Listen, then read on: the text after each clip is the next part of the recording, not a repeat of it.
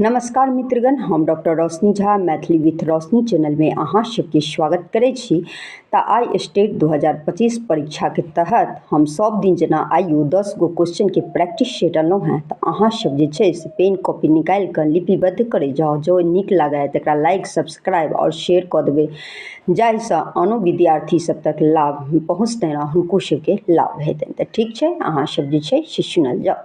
हम देखलिए जे सिलेबस के अकॉर्डिंग जे छै से हम सब दिनकार छथि हुनकर पोथी छनि, ओहि सबसँ हम 10 गो क्वेश्चन उठबै छी आ अहाँ सबके समक्ष आनै छी। तऽ अहाँ सब जे छै से सुनै जाओ एकाग्रचित भऽ कऽ। ठीक छै। चंद्रनाथ मिश्र अमर के जन्म कहिया भेलनि? 2 मार्च 1925 ईस्वी में। चंद्रनाथ मिश्र अमर के जन्म कतऽ भेलनि? खोजपुर में। अमर जी के पूरा नाम की छनि? चंद्रनाथ मिश्र अमर। अमर जी के कोन पोथी पर साहित्य अकादमी पुरस्कार भेटलनि? पत्रकारिता के इतिहास पर। चंद्रनाथ मिश्र अमर के साहित्य अकादमी पुरस्कार कहिया भेटलनि? तऽ ई भेटलनि 1983 ईस्वी में। मैथिली पत्रकारिता के इतिहास केहन पोथी अछि? तऽ ई इतिहास अछि। गुदगुदी किनकर लिखल छनि? चंद्रनाथ मिश्र अमर के।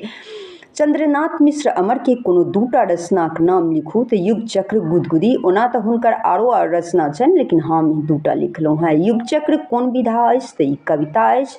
अमर जी के मृत्यु कहिया भेलनि? तऽ 1 अप्रैल 2021 ईस्वी में, जहन देश में कोरोना फैलल छलै तऽ ओहि समय में हिनकर मृत्यु भऽ गेलनि। ओना तऽ ई मैथिली भंडार के एते सजा देलनि हैं जे ओ हमरा सबके बीच हरदम जीवंत रहता, लेकिन ओ अपन प्राण त्याग जे छै से कोरोना काल में केलनि।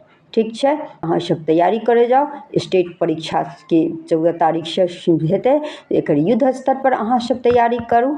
1 गो सीट चाही तऽ चाही।